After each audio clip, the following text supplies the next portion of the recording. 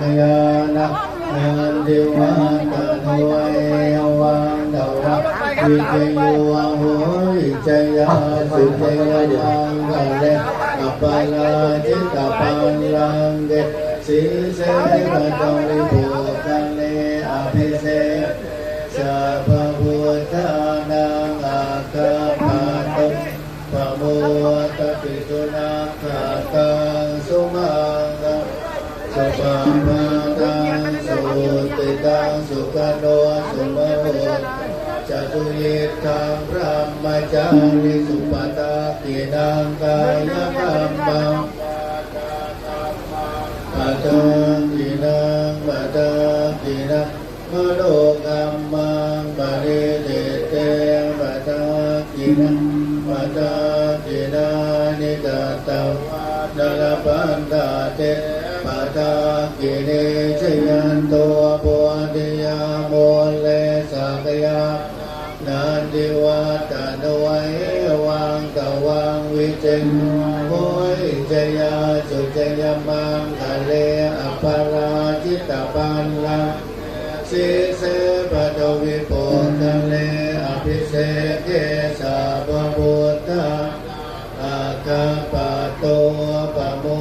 ทติสุนาคาตังสุมังคลังสุปาปะสุติตังสุขโนสุโมโตจตุยิตพระมจาริสุปตากินังกายกรรมังวาจากรรม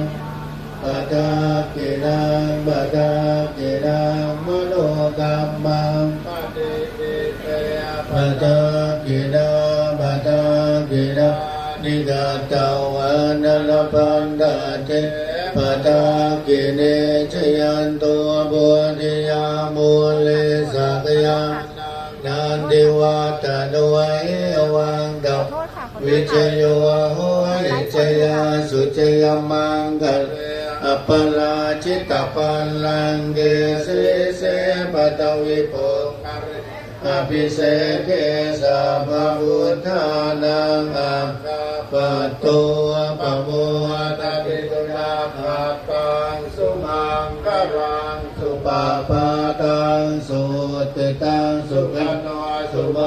โตจตุยิทังพระมจาริสุปตากิกายกรรมังวาจากรรมังปัตตากินังปัตตากินังมโนกรรมังปฏิเทเตปัตตากินาปัตตากินา